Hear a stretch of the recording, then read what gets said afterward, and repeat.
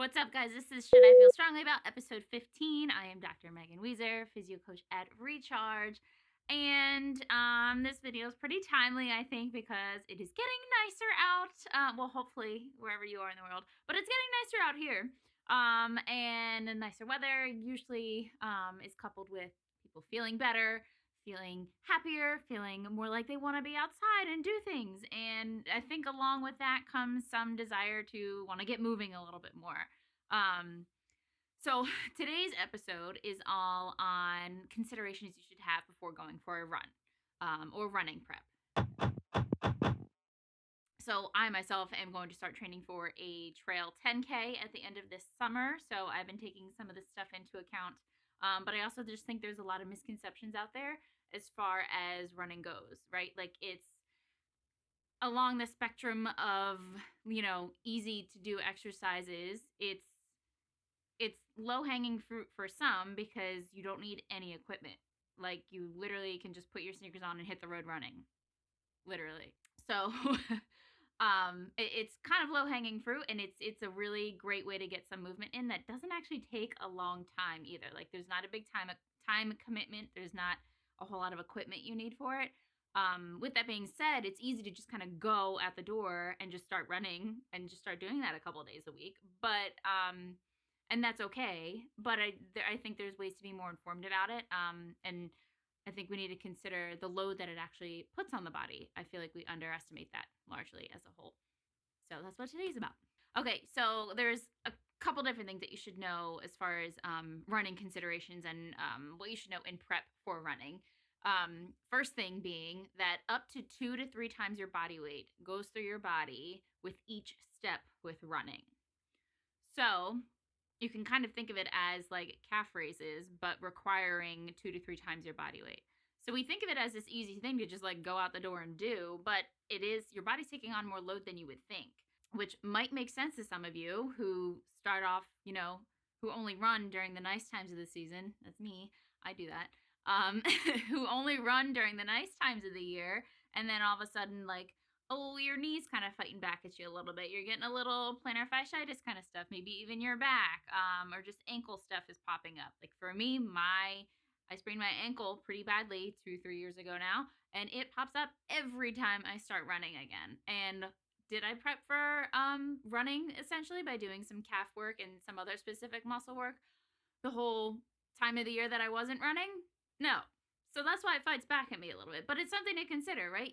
2 to 3 times your body weight is going through each step with every step you're taking when you're running. And most people take anywhere from 160 to 180 steps per minute. So that is math that I'm not even going to do right now, but you can kind of figure that out, right?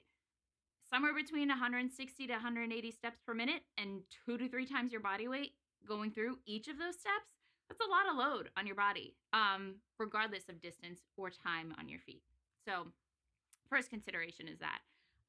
Next consideration, I think, is you don't have to have every single run be like a PR. So you don't have to go out the door every single time and have that be your farthest run or your fastest run. Like you don't always have to be chasing speed and distance.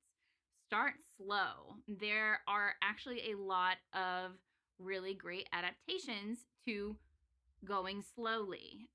You're building aerobic capacity, you're building capillary density, which lends itself to mitochondrial density, which means you're building an aerobic base, which is a different type of fitness adaptation than just going hard all the time. Thinking like high intensity workouts like CrossFit or something like that, like the short sprinty stuff, that builds a different mode of fitness than like a slow aerobic thing.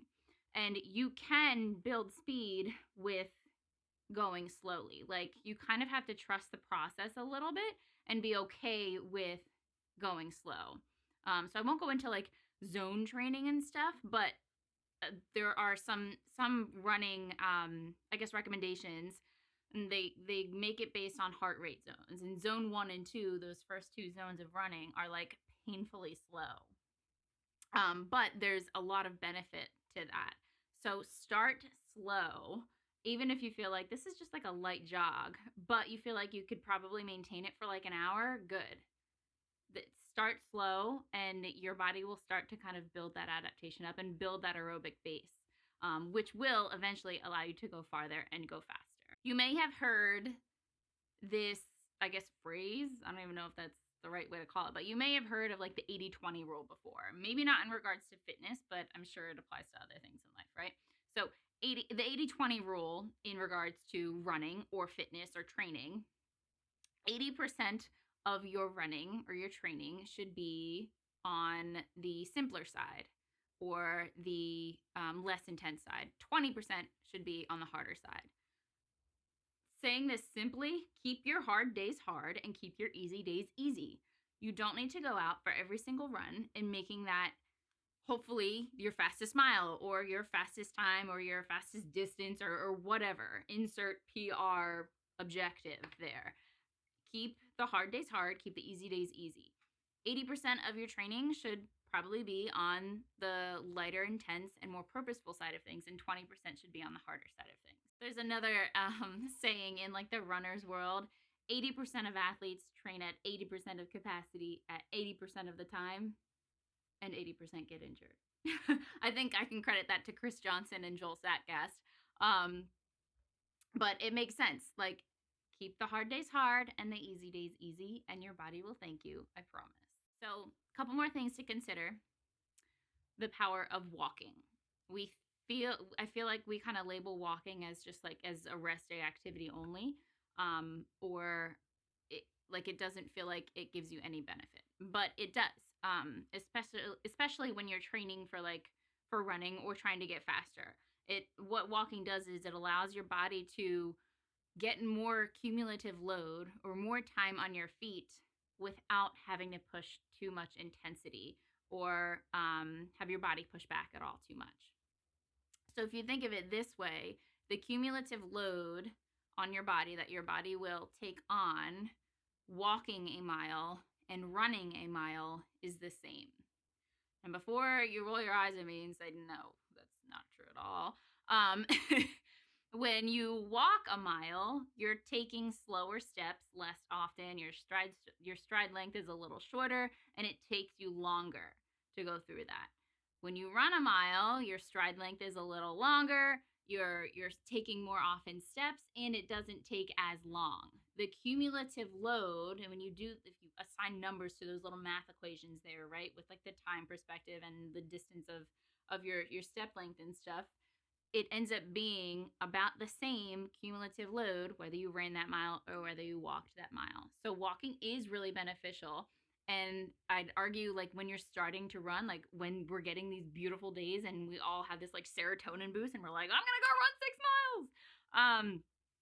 Walking can be really beneficial when first starting out. So doing like walk, run intervals, or even do a run day, then the next day maybe do a walk day, just to start letting your body start accumulating some load on your feet.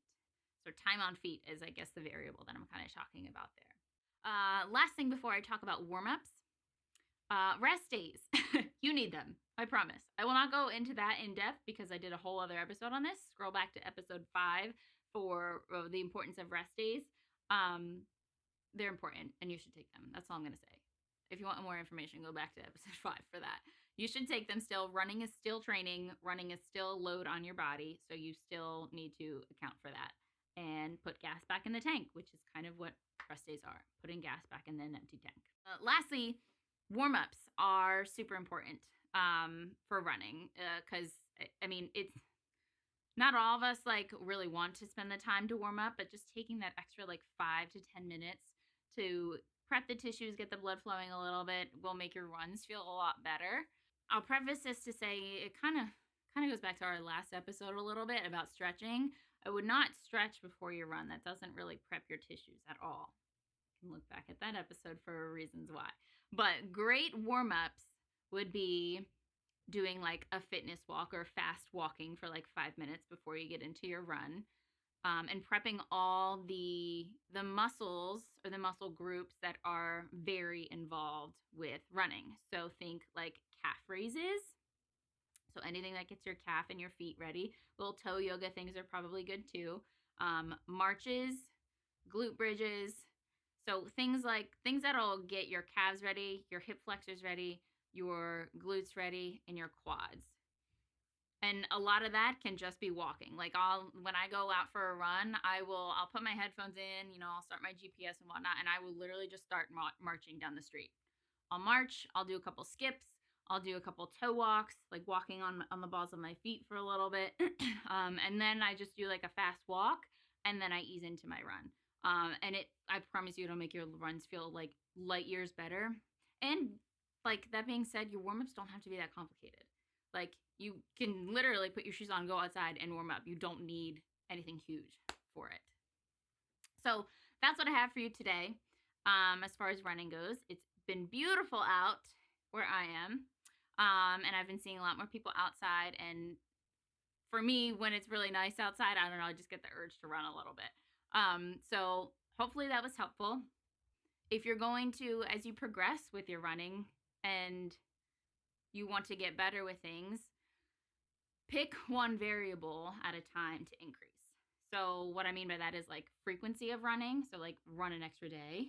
The volume, so like distance, or I guess distance would be its own variable. So frequency, distance, and like time on your feet. So that may mean an extra walk or something that week. Don't try to increase all of them at one time.